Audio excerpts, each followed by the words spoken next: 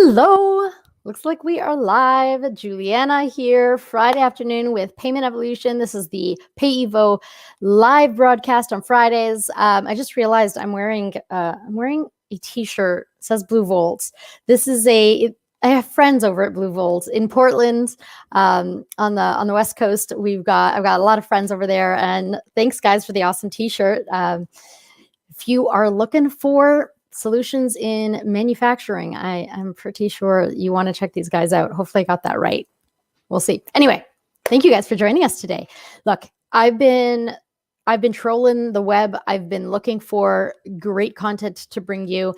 And honestly, sometimes it's funny. The simplest things can have the greatest impact. And in spite of a lot of really great content that's been put out there, I saw in today's the daily digest thing that LinkedIn sends out, there's two articles that made me think that I'm kind of bringing together. So one is called Restaurants Face Do or Die Moments.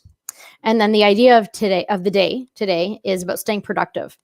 And so I started doing a little bit of research into essentially, being productive. And here we are in this moment of do or die for a lot of organizations, a lot of small businesses across the world, really, as we've tightened various measures in terms of the pandemic, whether you are in Toronto or any other place in Canada.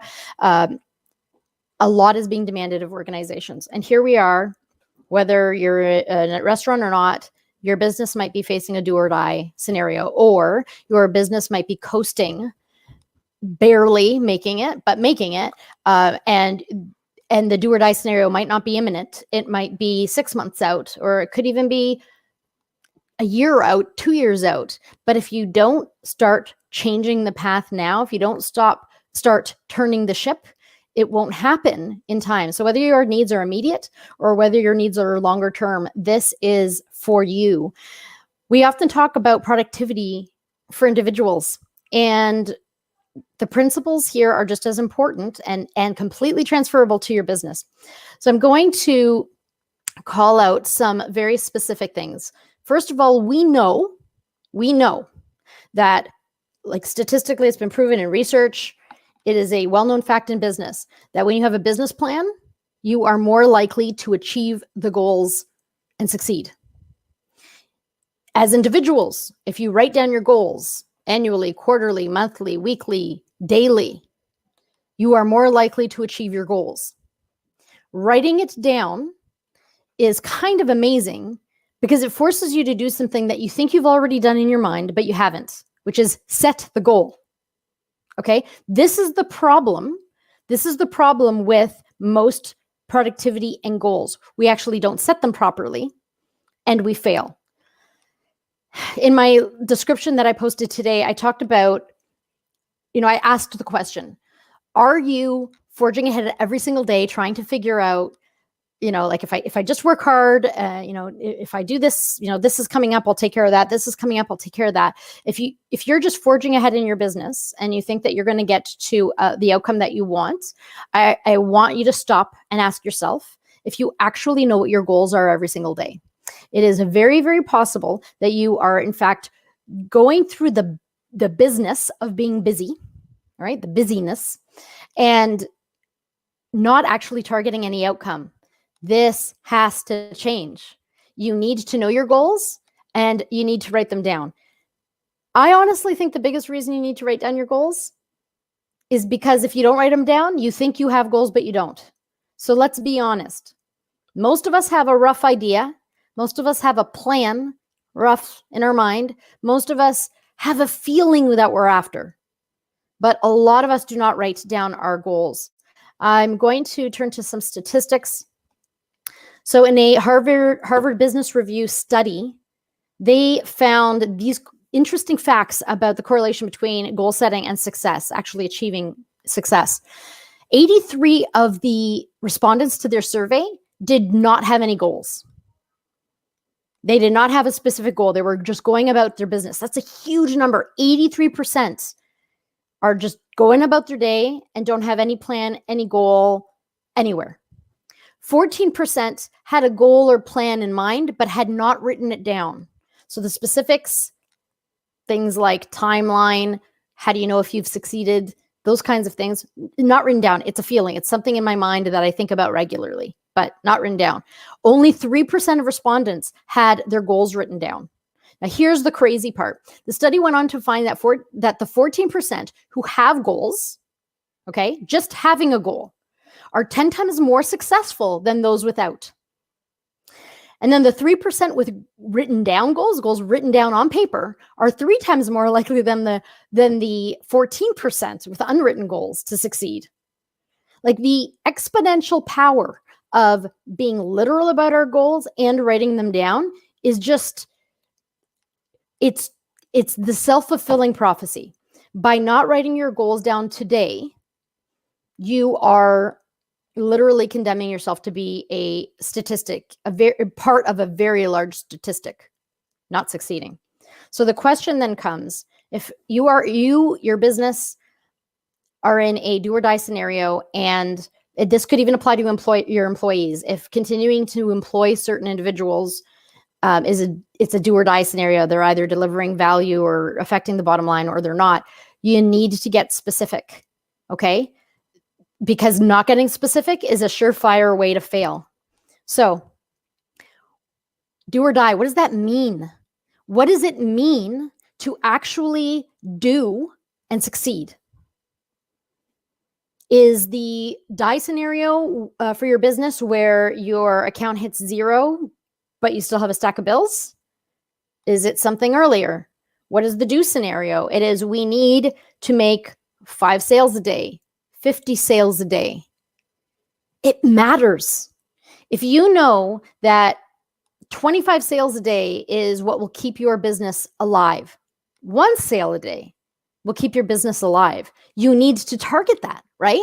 You can't just go in, do the doing, and expect that outcome is going to be met. If I know that I need 1 client in order to stay alive this month, and I know that my conversion rate when I talk to clients, when I talk to prospects, is about, let's say, 10%.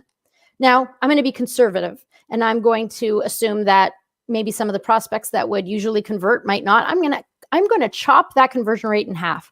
I'm going to assume that instead of getting 1 client every time I talk to 10 businesses, or clients, consumers, whichever, I'm going to talk to 20. I'm going to talk to 20 so that I can get that closed deal. If you are a restaurant, maybe it's a certain number of flyers. Maybe it's a certain number of posts, likes, shares. Maybe it's a certain threshold of reviews. Maybe you had a 4.3 review for a long time and you got a lot of business. And then the moment you drop to 3.9, suddenly when people filter out, only show me restaurants with a 4-star rating and above, you're out. Well, then your goal becomes very clear. Your goal isn't to get that 1 client or make the 25 sales, or, our kitchen is ready to process 50 orders. The goal is actually to raise that review rate 0.1 so you can get back on the top of that list for people who are using that filter. You need to understand what results you actually need in order to get there. And then what are the levers you can pull? What are the things that you can do to get to that result? You can stand there all day in your restaurant kitchen, ready to go, ready to chop, ready to process. But if you are not doing the action that relates to the root cause, it's a waste of effort. I got a question here from my friend here. Okay, what's your average number of clients you get every month? You know what? The thing is, I actually work in a number of different businesses, and so I think it depends anyways, and it's kind of difficult for me to wrap my head around that. I don't know the numbers with Payment Evolution. I don't know the numbers off the top of my head of how many conversations we have. I'm not even a salesperson on the team, so I can't speak to that. And I do coaching and I do other things. And the fact is, you got to test, because every single business is different. And literally every single business in my experience is different too. So when I am trying to bring in leads for Payment Evolution, because I work in marketing, my goal in marketing is to find the people who need our solution. I don't want to talk to you. I don't want to waste your eyeballs, your time, your energy if you don't need my solution. I really, really don't. But I do have goals around how many people I can, like, I want to target in terms of people I can help. So I want to find those people, and I want to reach a certain number of them. And ultimately, you over time collect that data to figure out, okay, well, we want to build a new functionality, or we want to build a new product. Well, what's that going to cost us? Great. That's going to cost us this much. All right. We need to get that in new revenue. Great. How many clients is that in order to get that amount? You can reverse engineer anything. And there's going to be a cap. There's always going to be a cap, because you cannot invent new customers in a field that doesn't have them. Okay. But the fact is, you can't get to the goals at all unless you write them down, unless you reverse engineer them, unless you come up with the metrics or the signs. Let's keep it simple. The signs, the clues that you are in fact making progress. Okay. So ask yourself right now, are you part of the 83% who do not have a goal? I'm sure there are many, many, many businesses pre-COVID that could forge ahead without a specific goal, because there was just enough activity. There were enough people walking by outside of your restaurant that you didn't have to worry about the demand generation. But now things might be different. And if they are different for you, you need to rethink the rules. Thank you. I appreciate I appreciate the question. Actually, anybody who has any comments, please share them with me. I love to see engagement. It is a huge compliment that you're sharing this time with me. And I would definitely want to help. I do think, look, it's really, really going to depend on your industry. So don't just go and Google what is a good close rate for a salesperson. If you're trying to figure out what is the benchmark that you individually want to achieve, then you definitely should be researching in your field and then talk to people, because there might not be a study that was so specific to your niche, but there are human beings that can mentor you without even knowing it. Ask them, how many calls do you try and make a day? If I want to achieve this and I'm starting out and I don't know all of the things that how many calls do you think I should make a day? That sort of thing. Ask and set those goals. Let's look at a few of the other tips here in this article. Brilliant. Okay. So there's the number one in this article that I am referencing, and the author here is Elizabeth Faircloth. I cited the article and her name in the post for this live stream. The very first one that she mentions here is putting together a year in review brainstorming session. Now, I want to point out something about writing down your goals. When businesses create an annual plan, when they create a business plan, one of the most effective pieces, the reason why that works, is not just because they wrote it down. It's not like you write it down and suddenly it's seared into your brain. But by writing it down, they go back and review it and measure it. Okay? So this needs to be part of your strategy. Come up with what your minimum viable level of business is in that do or die scenario. And then you can up from there, but let's focus on that. Determine what the goal is. I need to make 20 calls, or I need to get, my restaurant reviews from 3.9 to 4. Well, how many requests do you need to send out in order to get a new review? Think about that. If you send out a request with every single order, a little business card that just says, your review could make the difference to us surviving COVID. Please let us know how we did. That's pretty cheap to print, and it could go a long way. Oh, I've got an old friend here, Thomas. Great to see you again. Nice job. I'd love to write down goals and revisit a few times a year. It is truly like magic. I really appreciate that. It's great to see you too. Always such a lovely energy about you, Thomas. Thank you for the message. So we've got some social proof. The world is saying writing down your goals is critical. And then when you review them, bam, you didn't succeed. You need to revise your plan. It's that logical, right? So in that do or die moment, whether it's for your entire business, for keeping certain employees, whether for maybe it's for keeping any employees, really reverse engineer. What do I really need? Set that goal. How am I going to get it? How am I going to know if I did the things that needed doing? And come back every day. I am notorious. I just, like, at this point, I just cut up pieces of paper from my printer when I'm done. When I'm done with a document, I cut it up and I keep scraps, because I am constantly writing down to-do lists. Constantly writing down to-do lists. I think I am going to fund like a boat or something for the guy who invented Post-its. So I try and use scrap paper, use it again. I'm constantly writing to-do lists. I can tell you this is useless if you don't go back at the end of the day and look at it. Look at your goals and be self-critical, not in like I should be ashamed, I'm a terrible business person kind of way, but in terms of the fact, did I get them done? I got a third done. I got one done. Where are you? Where should you be? Maybe you need to adjust the way you set your goals. Maybe, like, I can tell you personally, I am the worst at estimating how long something's going to take. I'm really, really bad at that. So now I've adjusted for that. Any time estimate I think something's going to take, I double it. And sometimes it's a little short, that estimate of how long I actually need. And sometimes it's a little bit long, but that's kind of my average. If I double what time I think it will take, I am almost always in the safe zone. So learn from your successes and failures. If you can't complete your to-do list, you might need to revisit how you are setting those goals.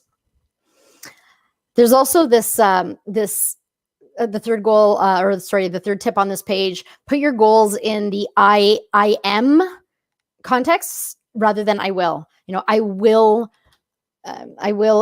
make 15 sales today or whatever, versus I am making 15 sales today. And the reason is literally psychological. We know there's this quote. I'm the worst at these details unless I have them in front of me, but there's a quote. If you believe you can or you can't, you're right.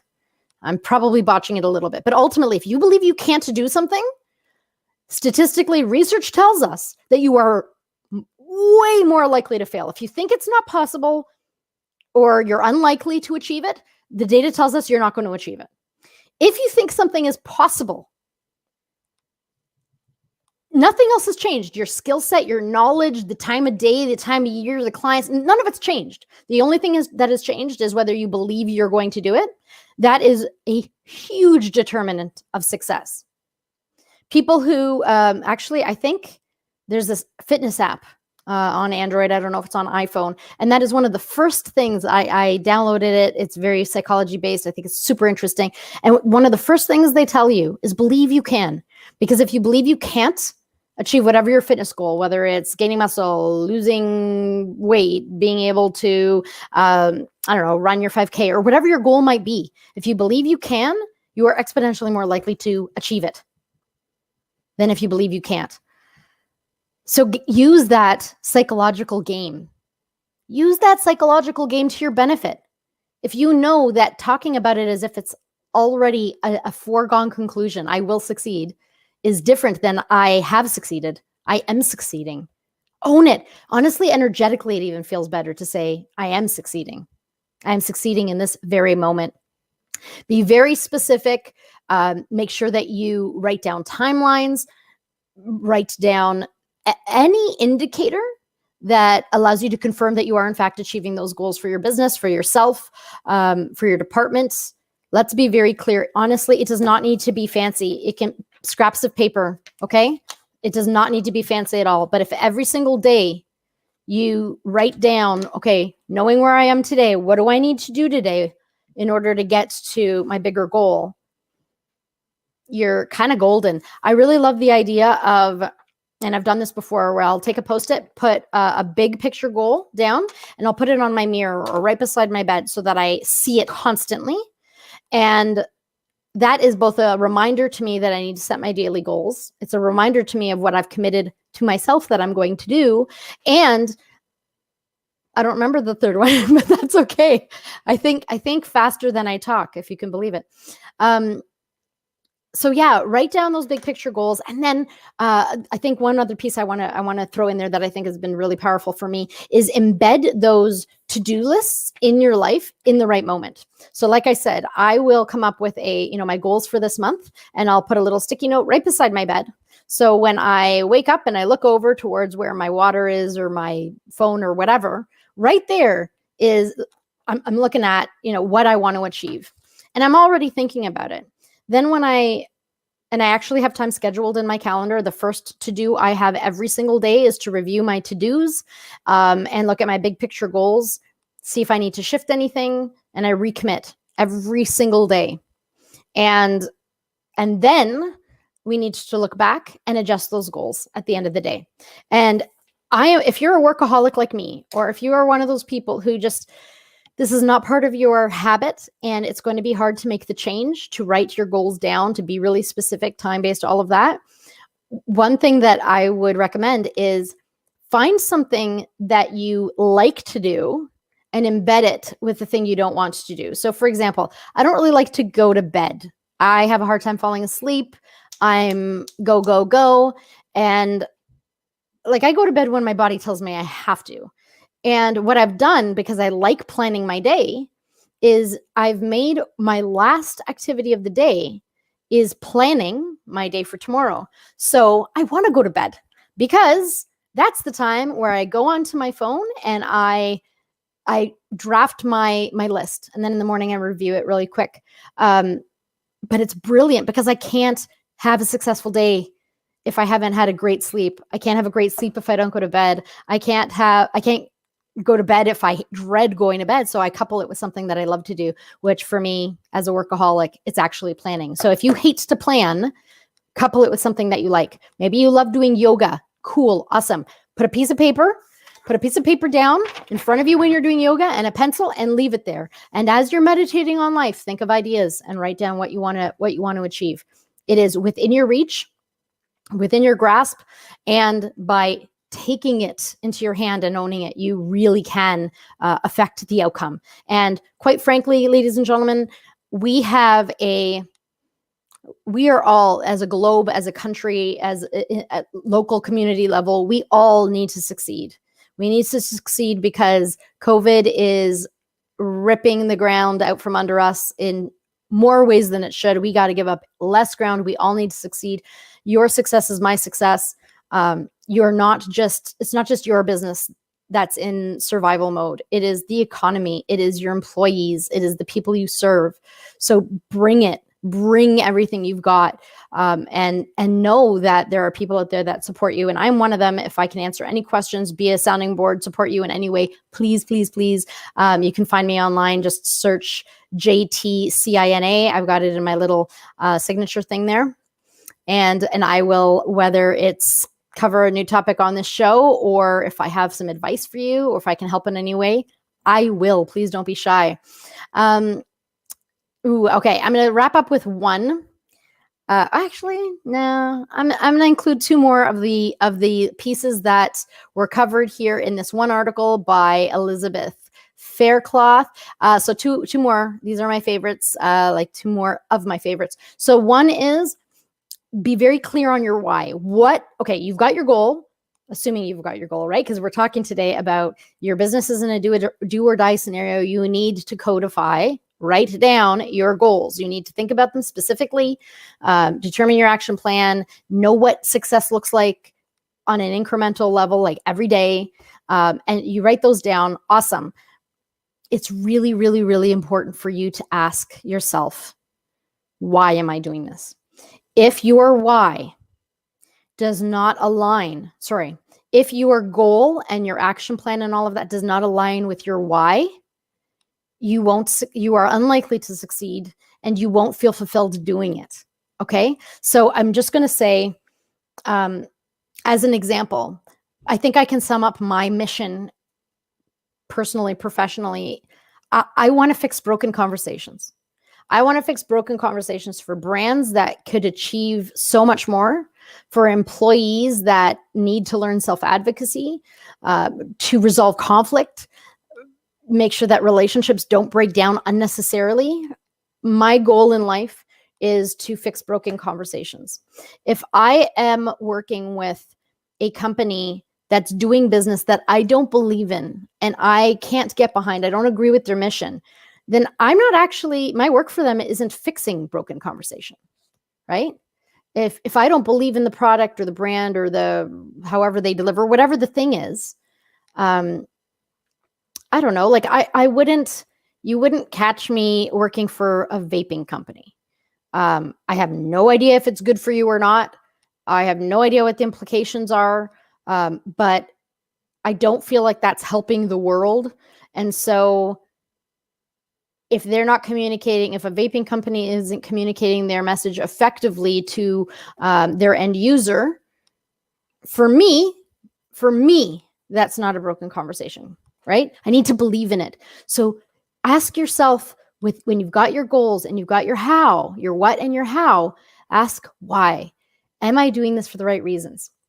And it's so interesting because you could legitimately have a perfect plan and a brilliant goal and be bringing just slightly less of yourself than you need to in order to achieve the goal. And that comes back to the why. And then the very last one that I want to steal from my friend here, Elizabeth, is celebrate your wins. Celebrate your wins regularly. Okay? And consistently. So it's not just, quarterly, I'm going to celebrate my sales, my achievements, my business staying open every year because, it's New Year's Eve and I'm thinking about it. Or this is the day we first opened our doors and so I'm thinking about it. Make time to regularly, consistently celebrate your wins. Okay? Especially when we're living in a time when wins can be hard to come by. Sometimes it's harder for certain businesses that have been affected disproportionately in this COVID period. So ultimately, we want to write them down, come back and measure them, adjust, be flexible. Remember the why. Okay, your why.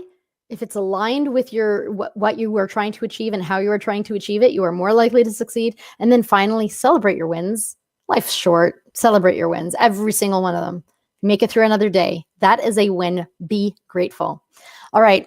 Anybody out there who is struggling with the productivity piece, or whether if your business is in a do or die scenario, as that article I mentioned says on LinkedIn, know that there are resources out there, people like me who are happy to help, happy to answer questions, give you advice. And I might also be your target consumer. That's the right word. Your target consumer. So let me know how I can help you. Especially if I order from you, especially if I spend my time and money on you, let me know that you need some help, right? Even if 10% of the people that you serve let another person know, you already get a boost in business. We are a community. We are here together, empowering every small and medium-sized business in Canada, really, really committed to this journey and the way that these small businesses keep our economy thriving, alive, our people employed and happy.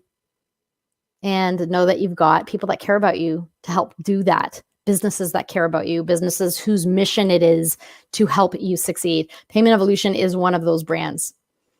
We have created a payroll product and other products that are completely focused, completely built on the idea that small businesses need every stepping stool they can get, every resource they can possibly get. And that small businesses have been ignored and underserved for way too long. So, instead of going after enterprise businesses and getting a sale that's worth $1 million, let's help 1 million businesses, And that's really what drives us, empowering you, that ripple effect. We are here for you. Please follow us. You can search us online, PayEvo, PayEvo. You can find us on Twitter, on Instagram, LinkedIn, Facebook. We are everywhere. You can find us online at paymentevolution.com. Myself, you see my handle for anybody watching, you see my handle in the little name box. It's at JTCINA. My name is Juliana. This is PayEvo Live, Friday, March 19th. I'm honored that you joined me. Thank you so much to my commenters. Please like, share. Let me know if I'm succeeding with you or not. I really just want to bring you value. So send us your questions, share with your friends and family, and think about those goals. Today is about writing them down and taking success back into your own hands. Do or die is not a choice. You do. And you use tips like these and resources like people all around you, customers, friends, anybody, to help you get there. You can do this. I believe in Canada's economy and all of the amazing workers, business owners that put themselves out there to make our economy so amazing. So happy Friday to y'all, and we'll see you again next Friday. Bye-bye, everyone.